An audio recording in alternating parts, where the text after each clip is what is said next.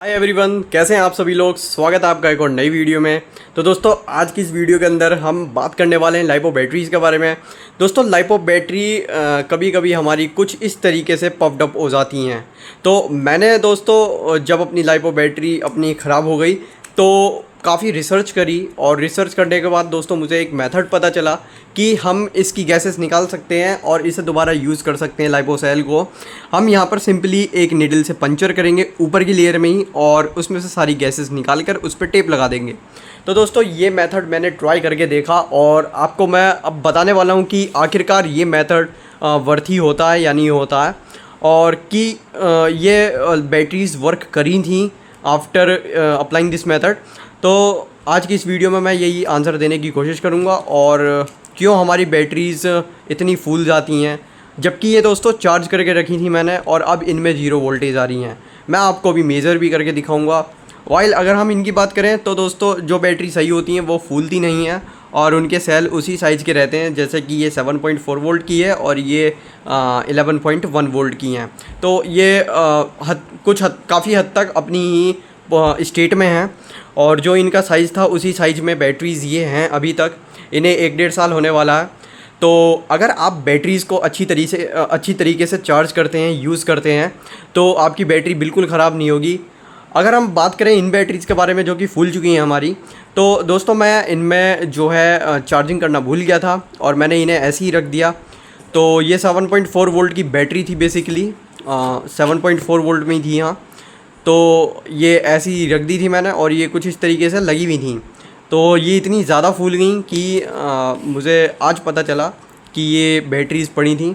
और अब फिर मैंने दोस्तों ट्राई करके देखा उस मेथड से कि मैंने इनकी गैसेस निकाल दी और इन्हें दोबारा टेपिंग करके मैंने चार्ज करने की कोशिश करी।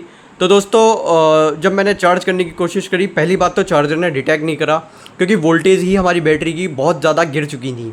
तो अगर आप बिल्कुल सोच रहे हैं कि आप इस बैटरी को पंचर करके रीयूज़ कर लेंगे, तो आप दोस्तों बिल्कुल गलत सोच रहे हैं। आप इन्हें पंचर करेंगे और अगर इनके अंदर वोल्टेज हुई तो ये ब्लास्ट भी हो सकती हैं।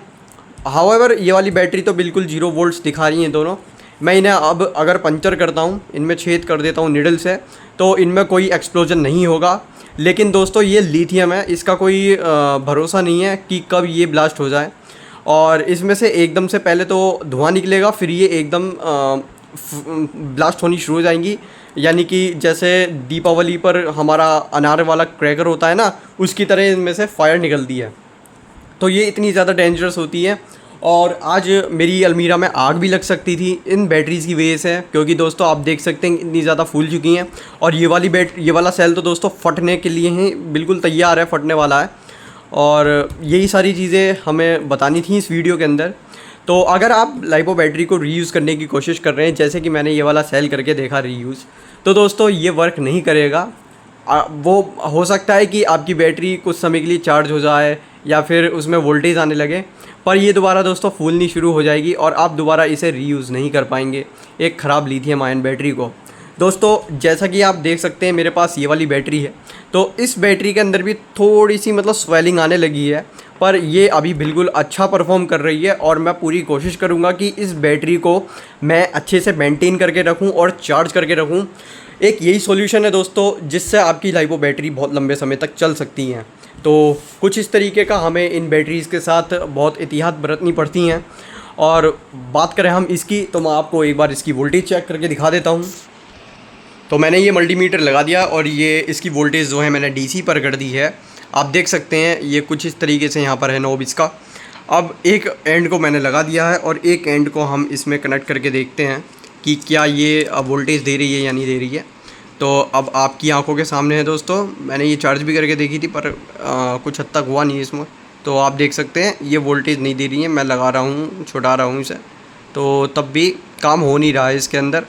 और अगर बात करें हम इन वाले सेल्स की जो कि यहाँ पर रखे हुए हैं, तो इस वाले सेल को मैं आपको दिखा देता हूँ कि क्या ये वोल्टेज दे रहा है नहीं दे रहा है। तो इसमें मैं सिंपली पिन कनेक्ट कर देता हूँ और ये यहाँ पर इससे चेक करके देखते हैं। तो दोस्तों अनफॉर्चुनेटली ये वाला सेल भी बिल्कुल वर्क नहीं कर रहा है।